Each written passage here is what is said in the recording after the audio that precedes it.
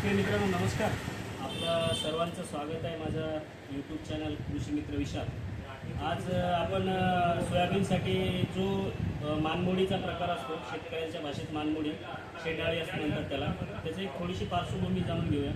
शेंडाळी जी आहे ना शेतकरी मित्रांनो, ती पेरणीनंतर मुळाद्वारे आणि खोडाद्वारे शेंड्यापर्यंत जात असते.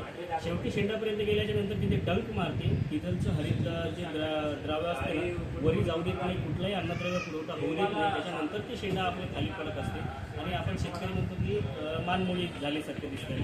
तर त्याच्यासाठी उपाय आहे शेतकरी मित्रांनो आपल्याजवळ IPL कंपनीचं बघा ॲस्ट्रॉन आहे ना, हा एकदम उत्तम उपाय आहे. त्याच्यासाठी 15 ते 20 मिली प्रतिपंप आपल्याला याचा डोस घ्यायचा आहे एका पंपाला आणि फवारणी घ्यायची. त्याच्यासोबत आपण कुठलंही कॉम्बिनेशन घेऊ शकतो. त्याच्यासोबत आपण एखादं बायोस्टिम्युलंट किंवा ह्युमिक असो, बुरशीनाशक असो घेऊ शकता. दुसरं कीटकनाशक घ्यायचं काम नाही आहे शेतकरी मित्रांनो, फक्त ॲस्ट्रॉन घ्यायचं आहे 15 ते 20 मिली.